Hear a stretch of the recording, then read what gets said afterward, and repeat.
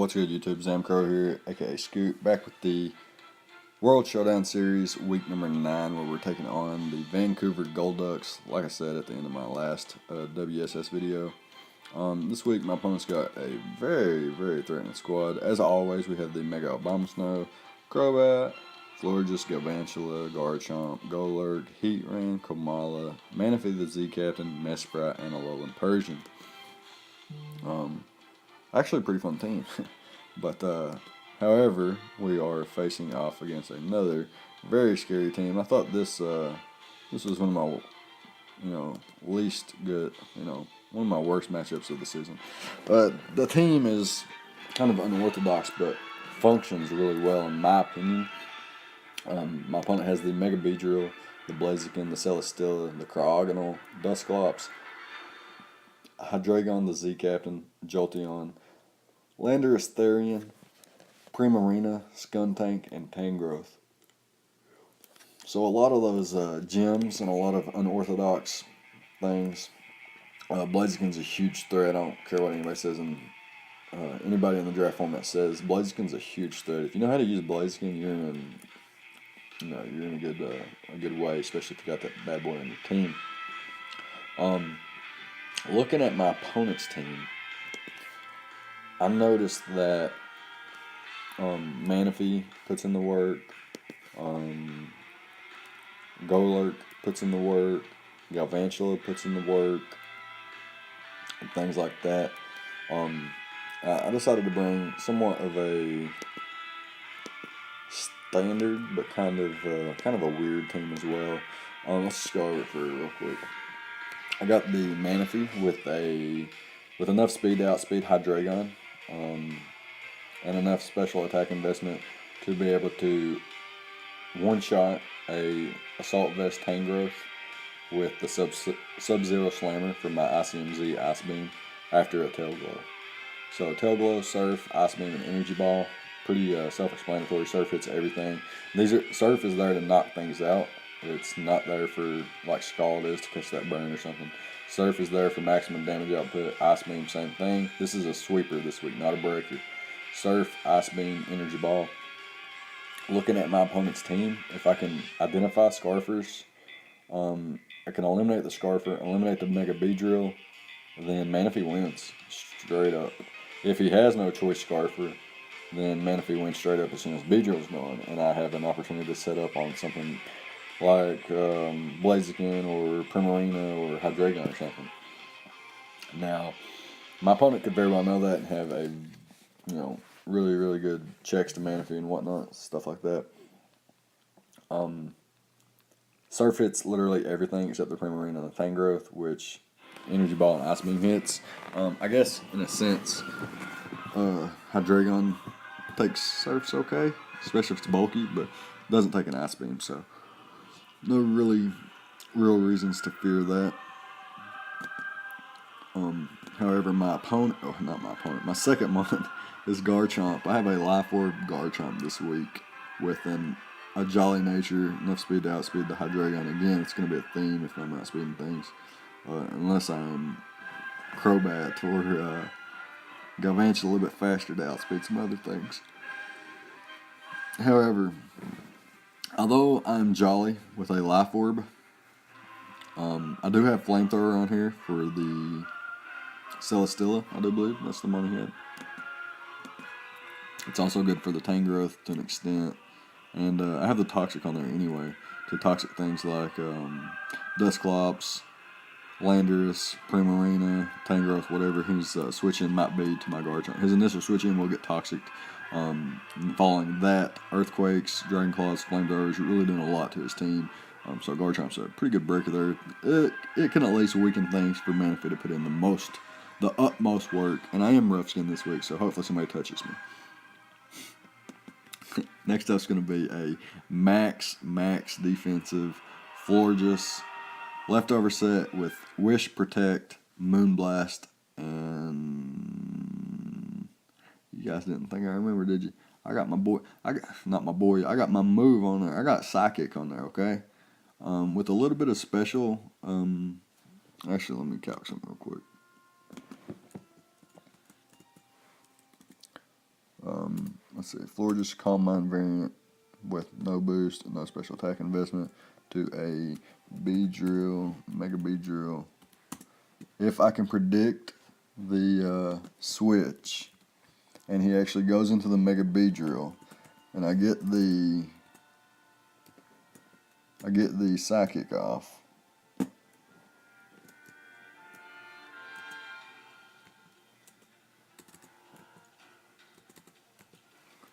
I get the Psychic off. I'm doing, somewhere around the range of 70, 80%, So that's really nice. If I can catch the Beedrill on the switch, that would be really cool. However, otherwise, Moonblast hits everything. No real, well, besides Skunk Tank, but it's not the hugest threat, or the biggest threat, I should say. Next up, I have a max defensive Jolly Crobat with the Black Sludge and Infiltrator ability. Air Slash, Heat Wave, Substitute, and Roost. A very annoying set for my opponent to deal with. It's a very good check to Beedrill, Substitute Beedrill, Substitute Blaziken.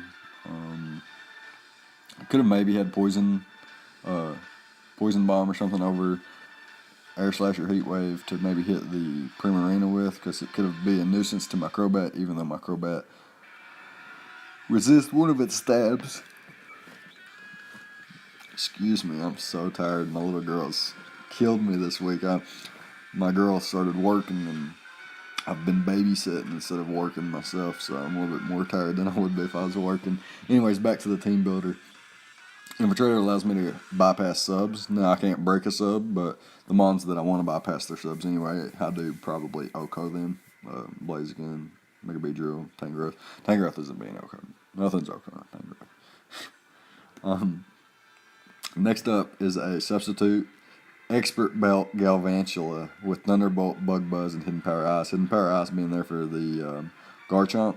I mean, not Garchomp, but Landorus. Bug Buzz literally for everything else except Primarina, which Thunderbolt is there for. Thunderbolt's also there for the Celesteela. Don't get that twisted. I can sub up on a Leech Seed from What You Doodle, like I was saying. And last but not least, we're going to have, well, first of all, my speed investment on the Galvantula is to outspeed the Cryogonal. Same thing for the Crobat. And basically everything else is for the Hydreigon. Florges and Golduck are really slow, so their speed investment's non-negotiable. So, Golduck, my last mon on the team, I have a Cobra Berry set with the Iron Fist. Now, this is why punches in bunches. Shadow Punch, Ice Punch, Fire Punch, Stealth Rocks. All Golduck needs to do this week. Set up rocks and click punch things. Adamant, max attack, max HP, a little bit of defense investment. Can take a Cobra Berry, or can take a Dark Pulse from the Hydreigon with my Cobra Berry. Can take the knockoff from any of his mons with my Cobra Berry. Garchomp's Landorus isn't doing much with the knockoff either. Even a Black Hole Eclipse can't knock me out. So, that being said, my opponent has a really threatening squad. And like I said, what I needed to do is eliminate his Scarfers. So, let's go ahead and hop into the battle here and see what goes on. I'm going to lead with my Golduck here because it's most likely he leads with his Beedrill to just get his Mega off and U-turn out. Could potentially go for knockoff as well, but he risks me living and clicking Earthquake, which he probably doesn't want to do. I'm going to get my rocks up as he goes out into Tangrowth. And I almost stayed in on this play, but it's not really worth it. I knew he was going to go for knockoff, and I want to keep my Cobra Berry. So I don't mind to lose my Black Sludge because I can substitute up as he goes for the Leech Seed, revealing that he is not Assault Vest. So I wonder what his check to Manaphy is. We'll find out. He goes into Cryogonal here on my Roost. Takes 25% from rocks damage, so that's pretty important. And he reveals to be what looks like Assault Vest as I go for the Heat Wave, and it does negative damage. He is able to get rid of my rocks, which is unfortunate. I'll have to get those back up later in the match. He's able to break my sub with the Freeze Dry. I'm just going to switch out here to my Florges. No real reason to not do that. And here's exactly why I have Psychic on this thing. What's his play? What's his play here? His play is to go straight into Mega Beedrill. This thing taking more damage, and then me getting rocks up later in the match would be huge detrimental for him, as this thing would eventually die down, and then rocks would be up, and he couldn't remove them, as well as having one mon that's extremely weak to him that he needs to be healthy. So anyways, I'm packing the Psychic here, and I put it on my team for this situation. So if I don't click Psychic here, I'm a pussy.